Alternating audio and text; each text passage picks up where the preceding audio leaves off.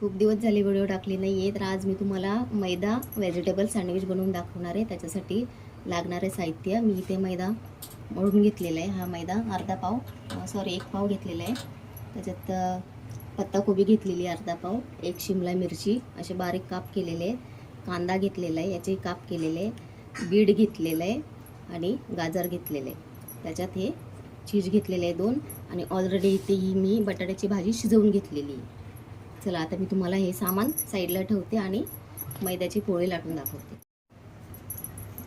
असे छोटे छोटे मी 4 गोळे केलेले. आता याची चपाती लाटून घेऊया. मैद्यामध्ये मी मीठ टाकलेलं आहे आणि ओवा टाकलेला आहे.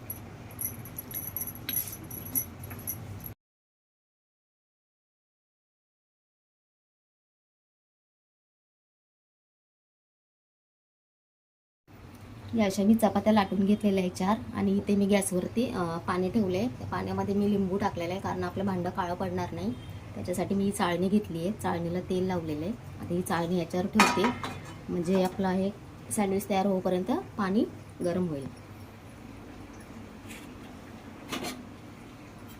इथे शेजवान चटणी घेतली आहे मी.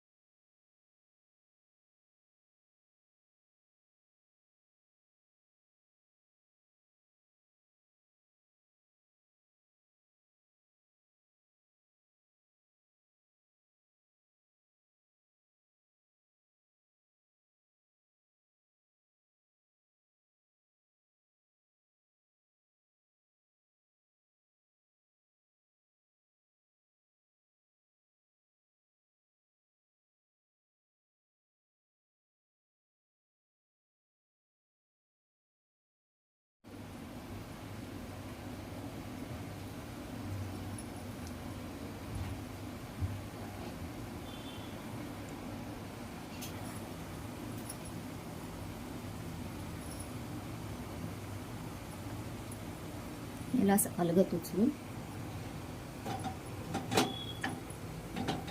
स्टीम देऊया. फास्ट गॅसवरती ठेवूया 15 मिनिटं. बंद केलाय, झाले.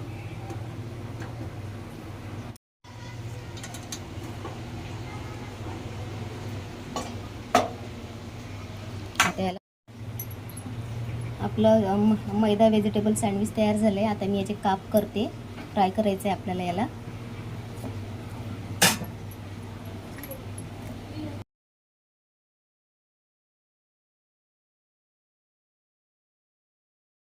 इथे मी गॅस चालू केलेला आहे. आपला तवा ठेवलेला आहे. तव्यामध्ये तेल टाकलेलं आहे. तेल पण छानपैकी मस्त गरम झाले. तेल जास्त टाकायचं नाही आपल्याला. आता हे कापलेले पीस मी त्याच्यात फ्राय करणार आहे.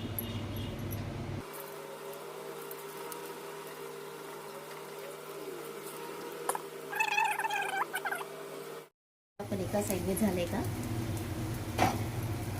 झालेलं आहे. पुन्हा आपल्याला एकदम कुरकुरीत करायचं आहे छानपैकी.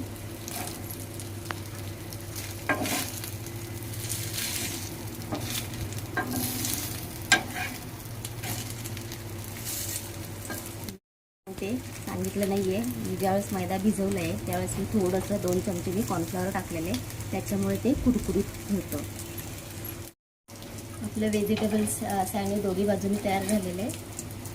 हे बघा, दोन्ही बाजूनी छानपैकी मस्त तयार झाले.